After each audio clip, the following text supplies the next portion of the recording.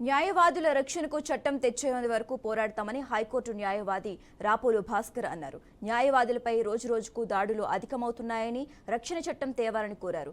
మంత్రిలో న్యాయవాదుల దంపతుల హత్యతో మొదలుపెడితే ఎన్నో దాడులు జరిగినా ప్రభుత్వాలు కఠిన చర్యలు తీసుకోకపోవటం దారుణమని రాపోలు భాస్కర్ అసహనం వ్యక్తం చేశారు. లాయర్లపై దాడికి పాల్పడిన పోలీసులపై క్రిమినల్ కేసు నమోదు చేయాలని డిమాండ్ చేశారు.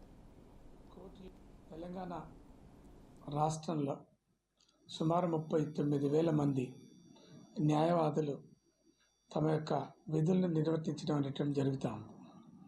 ముఖ్యంగా న్యాయవాదుల దగ్గరికి వచ్చేటటువంటి క్లయింట్ల వైపు నుంచి కేసులు వేయటం, వాళ్ళకు సంబంధించినటువంటి న్యాయ సహాయం చేయటం, కోర్టులలో రిప్రజెంటేషన్స్ చేయటం అనేటువంటి జరుగుతాం.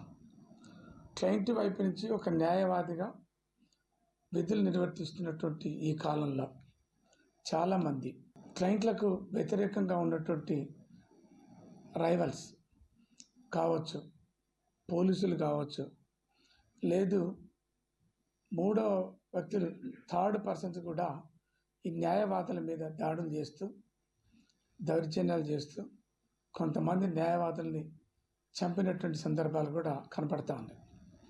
ముఖ్యంగా ఒక జిల్లా పరిషత్ చైర్మన్ మీద, ఆయన భార్య మీద కేసులు వేసినందుకు గాను గట్టు వామన్రావు, నాగమణి అనేటటువంటి ఒక ఇద్దరు దంపతుల్ని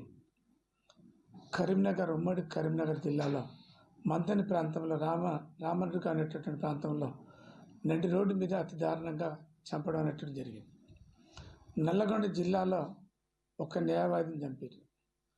ఇంకా రాష్ట్ర వ్యాప్తంగా అక్కడక్కడ న్యాయవాదుల్ని చంపినటువంటి సందర్భాలు చాలా ఉన్నాయి.